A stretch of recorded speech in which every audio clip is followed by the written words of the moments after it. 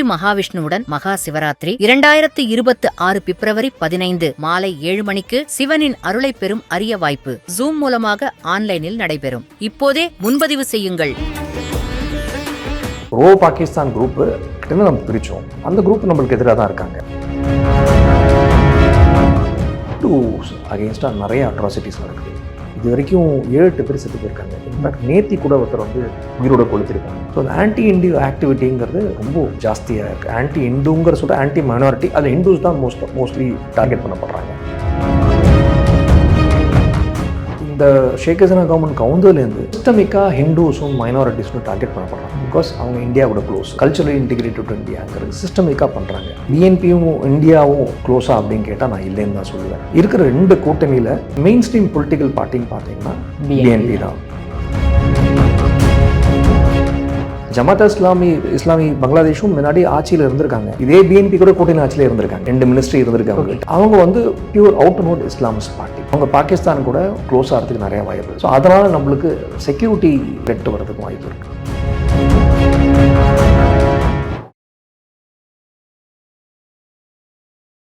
இளைய பாரத நேயர்களுக்கு வணக்கம். இன்னைக்கு நம்ம நேர்களில் நம்ம சிறப்பு விருந்தினர் கவுண்டர் டெரரிஸ்ட் ஸ்பெஷலிஸ்டான பாலசுப்ரமணியன் சார் அவர்கள் தான். சார் வணக்கம் சார். வணக்கம் மிஸ்டர் விக்ரம். ஜெயஹிந்த். ஜெய்ஹிந்த் சார்.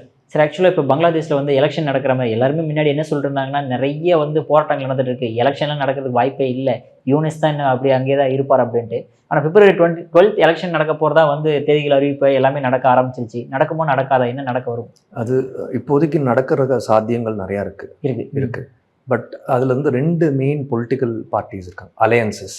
ஒன்று வந்து Bangladesh nationalist party, BNP, Tarique Rahman, Khaleda சேவாவோட பையன். அது அங்கிருந்து வந்தாருங்களா? ஆமாம், வந்தார். எக்ஸைலேருந்து வந்தார் இல்லைங்களா? அவர் வந்து ஜனவரி 10 அவங்க செத்து போனதுக்கப்புறம் நெக்ஸ்ட் டே அவரை சேர்மன் ஆக்குறாங்க. அந்த பார்ட்டிக்கு முன்னாடி என்ட்ரம் சேர்மனாக இருந்தார், இப்போ சேர்மன் ஆக்குறாங்க. ஸோ அவரோட தலைமையில் ஒரு கூட்டணி போட்டிடுறாங்க. இது எதிர்த்து வந்து ஜமாத் இஸ்லாமி பங்களாதேஷ் முழுக்க Islamist party, okay, hardline Islamist faction, அந்த குரூப்பை வந்து போட்டிடுறாங்க. அது வந்து அந்த குரூப் கூட 11 பேர் கூட்டணியில் இருக்காங்க. 11 பேர், முக்கால்வாசி எல்லாமே இஸ்லாமிஸ்ட் பார்ட்டி இருக்காங்க. அதில் முக்கியமான யாருன்னு பார்த்தீங்கன்னா என்சிபின்னு சொல்லப்படுற இந்த ஜென்சி பார்ட்டி, நேஷனலிஸ்ட் சிட்டிசன் பார்ட்டின்னு சொல்லப்படுற அந்த ஜென்சி, இந்த ஸ்டூடெண்ட்ஸ் மூவ்மெண்ட், அவங்க வந்து பொலிட்டிக்கல் ஃப்ரண்ட் தான் என்சிபி. இந்த ஓஸ்மான் ஹாதி சுட்டு பண்ணப்புறம் இந்த ஹஸ்னத் அப்துல்லான்னு பேசினாருங்களா, அவரோட பார்ட்டி, அந்த பார்ட்டி முக்கியமான பார்ட்டி அதில் இருக்காங்க. அதுக்கு வந்து கிலாஃபத் மஜ்லிஸ்னு ஒரு பார்ட்டி, பங்களாதேஷ் கிலாஃபத் மஜ்லிஸ்னு இன்னொரு பார்ட்டி, அப்புறம் நிசாமி இஸ்லாம் அப்படின்னு பார்ட்டி. இது எல்லாம் ஒரு மெயின் பார்ட்டிஸாக இருக்குது. அதில் 11 பேர், அப்புறம் 2-3 கம்யூனிஸ்ட் லேபர் பார்ட்டி, 2-3 சின்ன பார்ட்டிஸ் போட்டிடுறாங்க. இந்த கூட்டணியில் முக்கியமான அங்கம் வகிச்ச இஸ்லாமிக் ஆந்தோலன் பங்களாதேஷ்னு ஒரு முக்கியமான இஸ்லாமிக் பார்ட்டி, ரெசால் கான் தான் லீடர். அந்த பார்ட்டி கூட்டணியிலிருந்து இவங்க பண்ணுறது பிடிக்காம ஒரு வாரம் முன்னாடி விலகி போயிட்டாங்க. ஸோ அந்த கூட்டணி வலுவாக தான் இருக்குது. ஆனால் வின் பண்ணக்கூடிய வலு இருக்கா அப்படின்னு, ஸ்ட்ரென்த் இருக்கான்னா கொஞ்சம் பொறுத்து தான் பார்க்கணும். இப்போதைக்கு எக்ஸ்பர்ட்ஸ், பங்களாதேஷில் இருக்கிற எக்ஸ்பர்ட்ஸும் சரி, குளோபல் எக்ஸ்பர்ட்ஸும் சரி, பிஎன்பி தான், தாரிக் ரஹ்மான் அவரோட தலைமையில் இருக்கிற பிஎன்பி வந்து இது வந்து வின் பண்ணக்கூடும்னு சொல்லப்படுது. Okay sir. இப்போ அந்த அவாமி லீக்ன்றது வந்து பார்ட்டிசிபேஷன்லேயே இல்லையா என்ன? இப்போதைக்கு அவாமி லீக் வந்து பேன் பண்ணப்பட்டிருக்கு. 30-35% ஓட் பேங்க் இருக்குது அவங்களுக்கு. இப்போ அவங்களால போட்டியிட முடியாது. பட் இது வந்து பங்களாதேஷில் இது வந்து காமனாக நடக்கிற விஷயம். லாஸ்ட் எலெக்ஷனில் 2024 நடந்த எலெக்ஷன் பார்த்தீங்கன்னா பிஎன்பி போட்டியிடல, பாய்காட் பண்ணிட்டாங்க. ஓகே. இப்போ இந்த தாரிக் ரஹ்மானே 17 வருஷம் எக்ஸைலில் இருந்தார், செல்ஃப் எக்ஸைலில். இப்போ திரும்பி வந்திருக்காரு. ஸோ பங்களாதேஷை பொறுத்தவரைக்கும் எது வேணால் நடக்கலாம். நெக்ஸ்ட் 5 வருஷத்தில் ஒருவேளை பிஎன்பி பவருக்கு வந்து ஜுடிஷியல் சிஸ்டம் கரெக்டாக இருந்தது அப்படின்னா இவங்க அவாமி லீக் அதை எடுத்து கோர்ட்டில் போய் இந்த பேனர் ரிவோக் பண்ணி திருப்பி அடுத்த எலெக்ஷனில் கண்டெஸ்ட் பண்ணுறதுக்கு வாய்ப்பு இருக்குது. ஆனால் காளிதாஸ் ஐயா திருப்பி வருவாங்களா அப்படின்னா அது சந்தேகம். பட் அவங்களோட பையன் வரதுக்கு நிறைய வாய்ப்பு இருக்குது. பட் அது கொஞ்சம் டைம் ஆகும், இம்மீடியட்டாக நடக்கிற விஷயம் கிடையாது. Okay sir. அதே மாதிரி இப்போ பங்களாதேஷில் எதனால் ஆரம்பத்துலேருந்து ஆன்டி இந்தியன் ஸ்டாண்டாகவே எடுத்துகிட்டு வராங்க, என்ன ரீசன் அது? சார் அது வந்து 1971 ஆன்டி இந்தியா ஸ்டாண்ட். நாம தானே சார் பிரித்து அவங்களுக்கு ஃப்ரீடமே கொடுத்தோம். நம்ம யார்கிட்டேருந்து பிரித்தோமோ அவங்க நம்மளுக்கு எதிராக தானே இருக்காங்க. ப்ரோ பாகிஸ்தான் குரூப்பு கிட்டேருந்து நம்ம பிரித்தோம், அந்த குரூப் நம்மளுக்கு எதிராக தான் இருக்காங்க. ஸோ நம்ம என்றைக்கெல்லாம் எப்போல்லாம் அவாமி லீகை சப்போர்ட் பண்ணுறோமோ, ஸோ அதுக்கு ஆப்போசிட்டாக இருக்கிற பார்ட்டி எல்லாமே நம்மளுக்கு அகேன்ஸ்டாக இருக்காங்க. ஸோ பிஎன்பியே நம்மளுக்கு அகேன்ஸ்டாக இருந்த பார்ட்டி தான். ஓகே, இன்றைக்கி நாளைக்கு அவங்க எப்படி நம்ம கூட ரிலேஷன்ஷிப் வச்சுக்க போகிறாங்க நம்மளுக்கு தெரியாது. அதேமாரி ஜமாத் இஸ்லாமி பங்களாதேஷ் என்றைக்குமே நம்மளுக்கு எகென்ஸ்ட் தான். ம். அவங்க என்றைக்குமே they very close to Pakistan ஐஎஸ்ஐயும் சரி, ஜமாத் இஸ்லாமி பாகிஸ்தானும் சரி, ஜமாத் இஸ்லாமி பங்களாதேஷ் கூட ரொம்ப க்ளோஸ் ரிலேஷன்ஷிப் இருக்குது.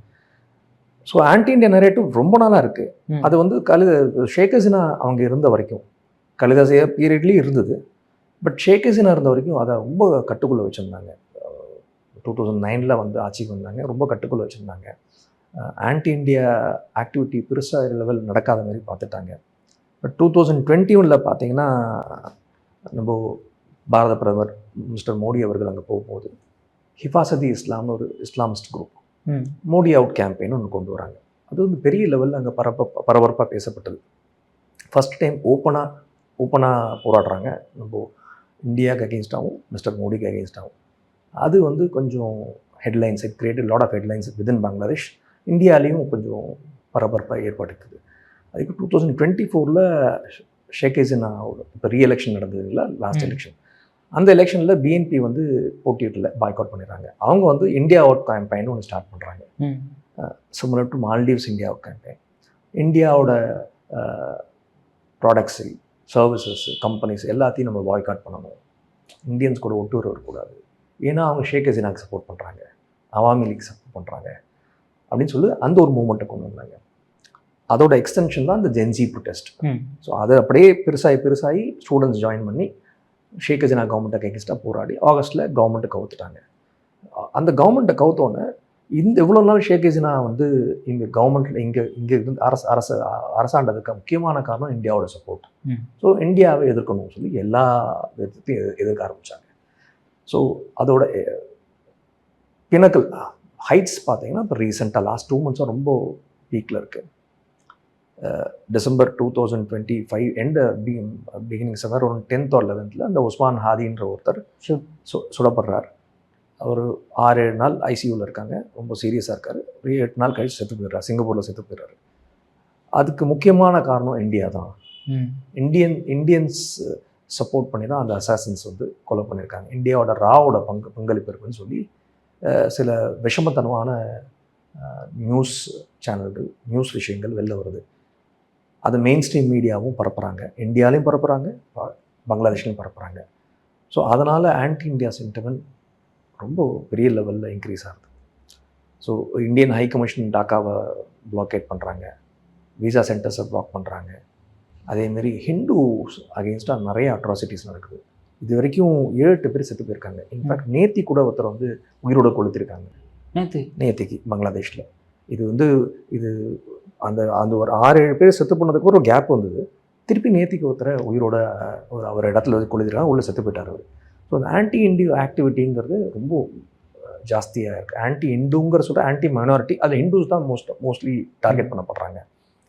அப்புறம் secular liberal newspapers, pro India நியூஸ் பேப்பர்னு சொல்லப்படுற சில மெயின் ஸ்ட்ரீம் பேப்பர்ஸ்லாம் அவங்களோட ஆஃபீஸை வேண்டலைஸ் பண்ணுறாங்க, கொளுத்துறாங்க, ரான்சாக் பண்ணுறாங்க. ப்ரோத்தம் மேலோ, டெய்லி ஸ்டார்ன்ற பேப்பர்ஸ்லாம் இது எல்லாமே இந்தியாவுக்கு சாதகமாக எழுதுகிறாங்க, ஷேக் ஹசீனாக்கு சப்போர்ட் பண்ணுறாங்கன்னு சொல்லி. அதில் காமனாக பார்த்தீங்கன்னா ஆன்டி இண்டியா நரேட்டிவ் காமனாக இருக்குது, அப்புறம் ஆன்டி ஹிந்து நரேட்டிவ் காமனாக இருக்குது. ஸோ ஹிந்துஸோட மைனாரிட்டியோட மேலே இருக்கிற அவங்க மேலே அட்டாக்ஸ் பார்த்தீங்கன்னா 2023-24 50-60 தான் இருக்குது. 24 வந்து 2500 அட்டாக்ஸ் வந்துருக்குப்பா மைனாரிட்டிஸ் மேலே, 2200 சாரி. அண்ட் 25 போன வருஷம் 2500 இருக்குது.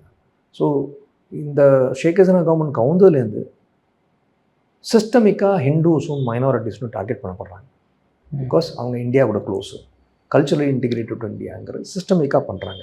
இது பண்ணுறது ஃபுல்லாகவே இஸ்லாமிஸ்ட் குரூப்ஸ் தான். இது வேணும்ட்டே பண்ணுறாங்க. இதுக்கு ஒரு முற்றுப்புள்ளி இருக்கா அப்படின்னா இந்த பொறுத்துன்னு தான் பார்க்கணும். நாளைக்கு ஒருவேளை எலெக்ஷன் கரெக்டாக நடந்து ஃப்ரீ அண்ட் ஃபேர் எலெக்ஷன் நடந்து பிஎன்பி வந்ததுன்னா இதுக்கு முற்றுப்புள்ளி வைப்பாங்களா நம்ம பொறுத்து தான் பார்க்கணும். இது ஆன்டி இண்டியா சென்டிமெண்ட்டுங்கிறது வச்சுட்டு இந்த ஆன்டி இண்டியா சென்டிமெண்ட்டை எக்ஸ்டர்னல் பவர்ஸ், பாகிஸ்தான், ஐஎஸ்ஐ மாரி ஆளுங்க இதை எக்ஸ்ப்ளாய்ட் பண்ணி இந்தியாவுக்கு அகேன்ஸ்டாக இன்னும் வந்து ஒரு எண்ணத்தை தூண்டி விட்றாங்க. ஓகே சார், நீங்கள் சொன்ன மாதிரி பிஎன்பி தான் வந்து பவருக்கு வர மாதிரி சொல்கிறீங்க. ஒருவேளை பிஎன்பி வந்துன்னா இந்தியாவோட இணக்கமாக வரதுக்கு வாய்ப்புகள் உண்டா என்ன?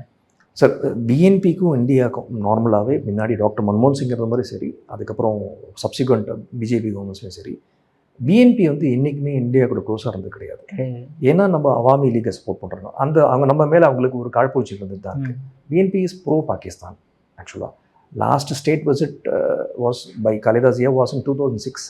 அவங்க பிரதமர் அவங்க பிரைம் மினிஸ்டராக இருக்கும்போது அப்போ வந்தாங்க. அப்புறம் 2012 ஆப்போசிஷன் லீடர் அவங்க ஒரு வாட்டி வந்திருக்காங்க. மற்றபடி பிஎன்பியும் இந்தியாவும் க்ளோஸாக அப்படின்னு கேட்டால் நான் இல்லைன்னு தான் சொல்லுவேன். பட் இந்த டைமில் வந்து ஒரு விஷயம் ஒன்று நம்ம பார்க்க வேண்டியிருக்கு. இருக்கிற 2 கூட்டணியில் மெயின் ஸ்ட்ரீம் பொலிட்டிக்கல் பார்ட்டின்னு பார்த்தீங்கன்னா பிஎன்பி தான். ஜமாத் இஸ்லாமி பங்களாதேஷும் முன்னாடி ஆட்சியில் இருந்திருக்காங்க. இதே பிஎன்பி கூட கூட்டணி ஆட்சியில் இருந்திருக்காங்க. 2 மினிஸ்ட்ரி இருந்திருக்காங்க அவங்ககிட்ட 2003-4 அந்த ரேஞ்சில். பட் அவங்க வந்து pure out and out Islamist party. அவங்க வந்து ஷாரியா லா, ஹார்ட்லைன் இஸ்லாமிஸ்ட் எண்ணத்தோட ஐடியாலஜியோட பயணிக்கிறாங்க. பிஎன்பிங்கிறது ஏற்கனவே ஆட்சி பண்ணியிருக்காங்க, கவர்மெண்ட் ரன் பண்ணியிருக்காங்க, டெமோக்ராட்டிக் எலெக்டட் கவர்மெண்ட் ரன் பண்ணியிருக்காங்க.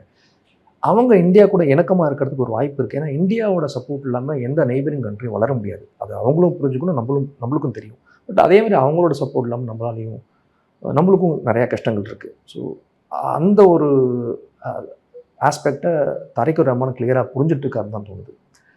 இப்போ ரீசெண்டாக பார்த்தோன்னா அதோட அறிகுறிகள் நல்லா பாசிட்டிவாக இருக்குது. டாக்டர் ஜெய்சங்கர் நம்ம வெளியுறவுத்துறை அமைச்சர் வந்து அவங்க தாயார் இறந்ததுக்கு கண்டோலன்ஸ் மீட்டிங் போய் அவர் ஒண்டியும் பார்த்துட்டு வந்திருக்காரு, வேறு யாரையும் பார்க்கல. ஸோ அப்போ உங்களுக்கு ஒண்டியும் முக்கியத்துவம் கொடுக்கணுங்கிறத சொல்லாமல் சொல்லிட்டு வந்துரு, சூட்சமாக சொல்லியிருக்காரு. செகண்ட் பார்த்தீங்கன்னா தாரிக் ரஹ்மான் வந்து சேர்மன் ஆஃப் பிஎன்பியை எலெக்ட் ஆனபோது ஆஃப்டர் ஹிஸ் மதர்ஸ் டெத் நம்ம ஆன்பாய் பிரணாய் வர்மா அவர் போய் பார்த்துருக்காரு பங்களாதேஷில். இது கஸ்டமரியாக எல்லாரும் ஃபார்மாலிட்டி தான் பார்க்குறது, பட் இருந்தாலும் பார்த்தது ஒரு முக்கியத்துவமான விஷயம். ஸோ இப்போ வந்து நம்ம அந்த பார்ட்டி கூட என்கேஜ் பண்ணுறத ஒரு முக்கியமான ஒரு ஆஸ்பெக்டாக வச்சுட்ருக்கோம். ஒருவேளை இந்த பிஎன்பி ஆட்சிக்கு வந்தால் நம்மளுக்கு நல்ல வாய்ப்பு இருக்குது உறவு மேம்படுறதுக்கு. அதை நம்ம முயற்சி பண்ணணும். அந்த முயற்சிகள் ஏற்கனவே நடந்திருக்கிறத நான் பார்க்குறேன். ஒருவேளை ஜமாத் இஸ்லாமி ஆட்சிக்கு வந்தால் நம்மளுக்கு ரேடிக்கலாக நிறையா ப்ராப்ளம் வரும். ரேடிக்கலைசேஷன் ஸ்டார்ட் ஆகிடும், இஸ்லாமிசேஷன் ஸ்டார்ட் ஆகிடும். பாகிஸ்தானோட activity within Bangladesh will go up. BNP இருந்தாலே ஜாஸ்தியாக இருக்கும், பட் இது இவங்க வந்தாங்கன்னா இன்னும் ரொம்ப ஜாஸ்தியாக நம்மளுக்கு வந்து கிராஸ் பார்டர் டெரரிசம் கடுமையாக இருக்கும்.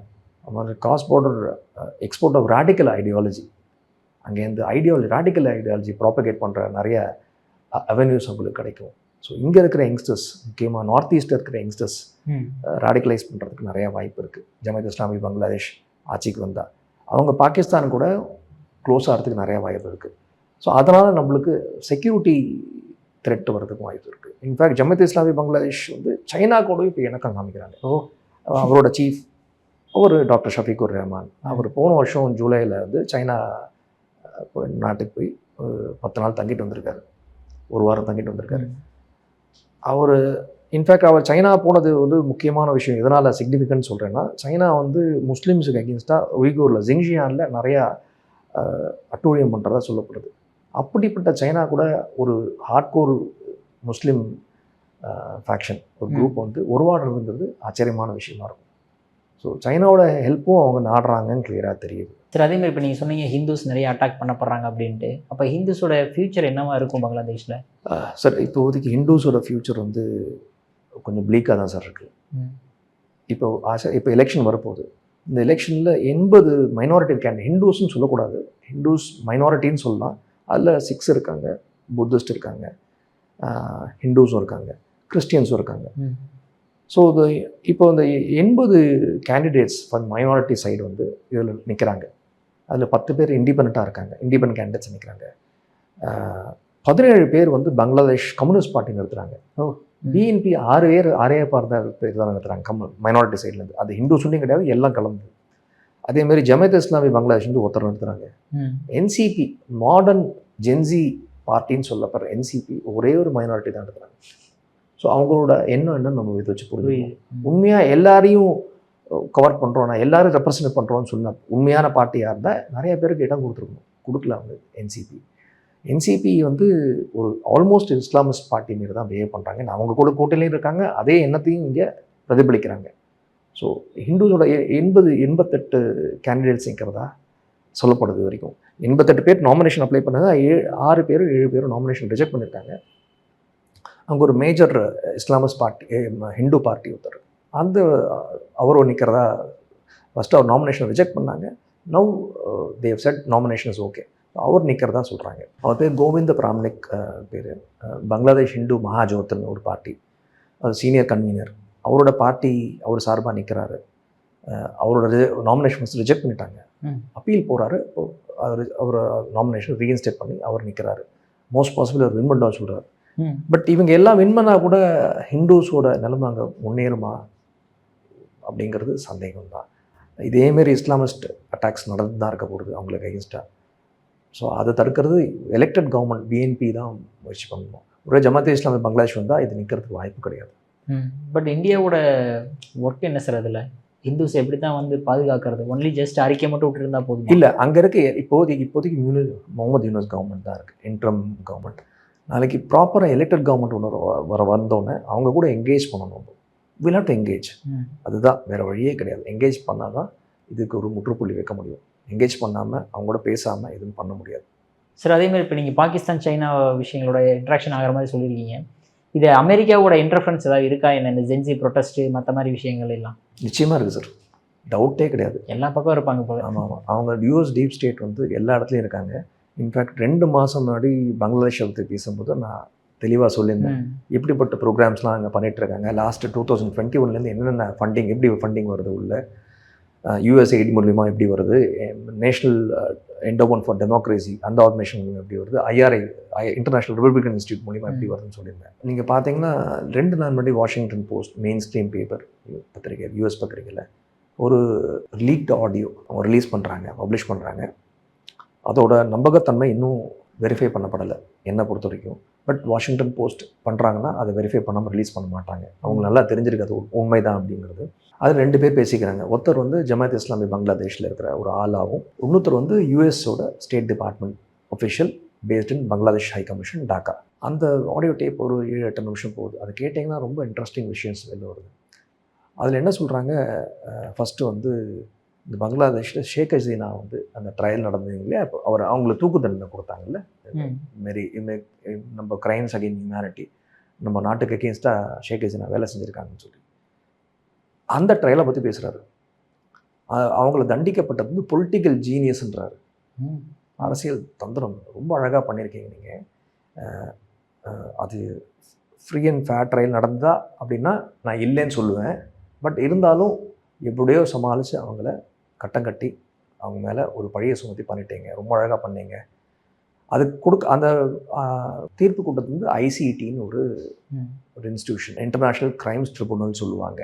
Okay sir. சார் இப்போ இந்த ஐசிடி அப்படின்றது வந்து எல்லாருமே வந்து அந்த அவாமி லீக் ஷேக் ஹசீனாக்கு வந்து மரண தண்டனை கொடுத்தாங்க, அதுக்கப்புறம் நிறைய கொடுத்தாங்க.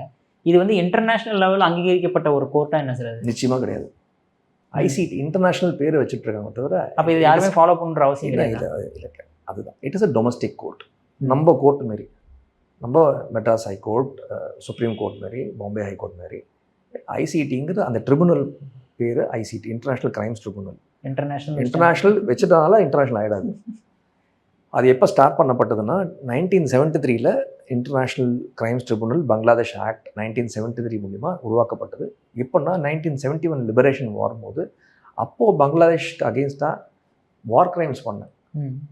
இந்த பாகிஸ்தான் கீழே இருக்கும்போது நிறையா அட்ராசிட்டிஸ், சொல்ல முடியாத கொடுமைகள் நடந்தது பங்களாதேஷிஸ் மேலே. அதுக்காக தான் நம்ம படம் எடுத்து அவங்கள விடுவிச்சோம். அவங்கள ட்ரை பண்ணுறதுக்காக, அவங்கள ப்ராசிக்யூட் பண்ணுறதுக்காக ஆரம்பிக்கப்பட்ட ஒரு அமைப்பு. அது 35-36 வருஷம் அதை டெப்ளாயே பண்ணாமல் இருந்தாங்க. 2019 அவாமி லீக் ஷேக் ஹசீனா கவர்மெண்ட் ஆட்சிக்கு வந்தப்புறம் அதை ஸ்டார்ட் பண்ணி ஒரு 50-60 இது வரைக்கும் ஜட்ஜ்மெண்ட்ஸ் கொடுத்துருக்காங்க அகெயின்ஸ்ட் ஓல்டு வார் கிரைம்ஸ். 1971 டைமில் நடந்த வார் கிரைம்ஸ் அகெயின்ஸ்டாக பீரியட். அதே மிஸ்டர் யூனஸ் என்ன பண்ணுறாரு, ரொம்ப புத்தாலித்தனமாக அமெண்ட் பண்ணிக்கிறார். எப்படி அமெண்ட் பண்ணிக்கிறார் அப்படின்னா 3-4 விஷயம் அமெண்ட் பண்ணி கொண்டு வராரு. இப்போ வந்து 2009 நடந்த குற்றத்தை இப்போ ட்ரை பண்ணலான்னு சொல்லி அமெண்ட் பண்ணுறாரு. அதேமாதிரி வந்து பங்களாதேஷில் ஒன்றும் இல்லை, பங்களாதேஷுக்கு வெளில குற்றம் பண்ணாலும் இது மூலிமா தண்டிக்கலான்னு ஒன்று கொண்டு வர்றாரு. ஓகே.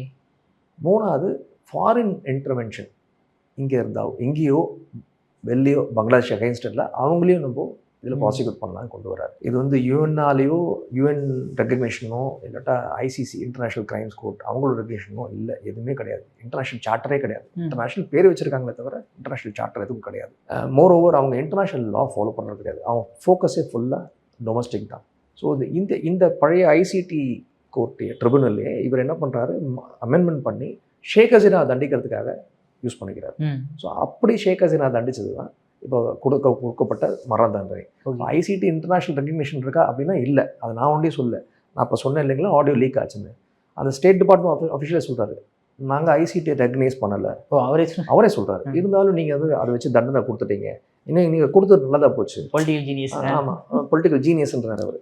ஸோ அரசியல் தந்துரும்னு சொல்கிறாரு. பட் எங்களுக்கு அதில் நம்பிக்கை இல்லை. ஐசிடிங்கிற ஒரு ட்ரிபுனலாக நான் கன்சிடர் பண்ணல. பட் இருந்தாலும் நீங்கள் கொடுத்துட்டீங்க.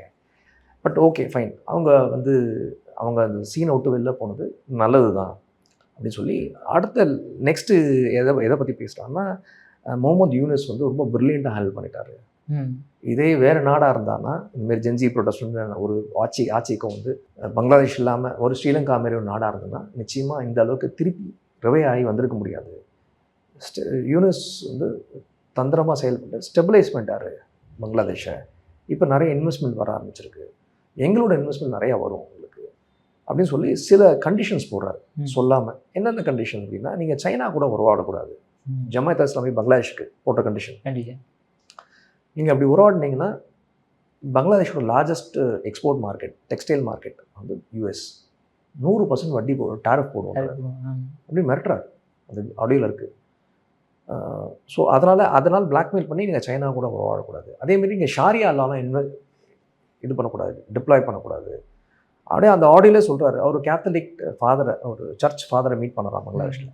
அந்த ஃபாதரை சொல்லியிருக்காரு, ஜமாத் இஸ்லாமி வந்து பங்களாதேஷ் ஆட்சிக்கு வந்ததுன்னா எல்லா கிறிஸ்டின் இன்ஸ்டிடியூஷன்ஸும் பொது உடைமை ஆக்கி ஃபுல்லாக இஸ்லாமிக் இன்ஸ்டிடியூஷனாக மாற்றிடுவாங்க, எங்களுக்கு ஃப்ரீடமே இருக்காது, அவங்களுக்கு நீங்கள் சப்போர்ட் பண்ணக்கூடாது அப்படின்னு இந்த அஃபிஷியல்கிட்ட கேத்தலிக் சர்ச் ஃபாதர் சொன்னதா அந்த ஆடியோவில் பேசப்பட்டது.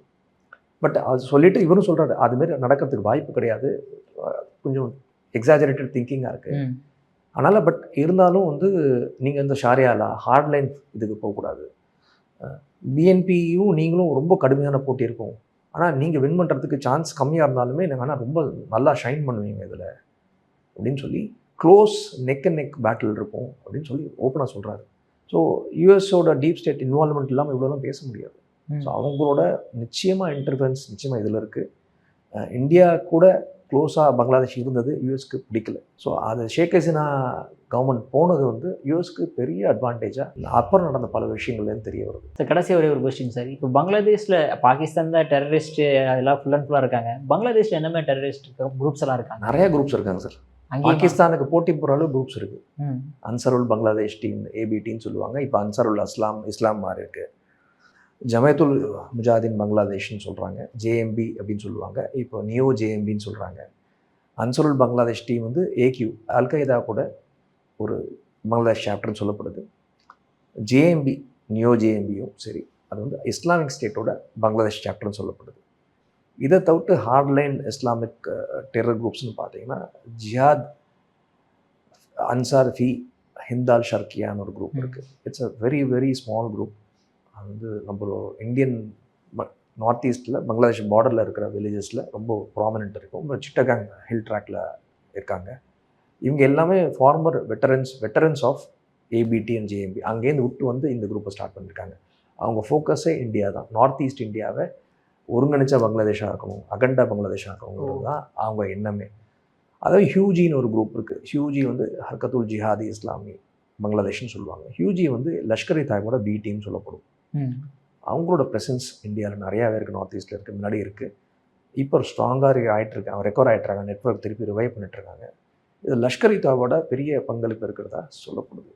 லஷ்கர் இ தாய்பாவும் அங்கே ஆக்டிவாக இருக்கிறதா லேட்டஸ்ட் இன்புட்ஸ் இண்டிகேட் பண்ணுது. ஸோ இதுமாரி டெரரிஸ்ட் குரூப்ஸ் நிறைய ஆக்டிவ் ஆகிட்டு இருக்காங்க. சார் சூப்பராக எக்ஸ்பிளைன் பண்ணீங்க சார். உங்கள் பொண்ணான நேரத்தில் இளைய பாலில் ஒதுக்குனதுக்கு மிக்க நன்றி சார். நன்றி. ஜெயஹிந்த். ஜெய்ஹிந்த் சார்.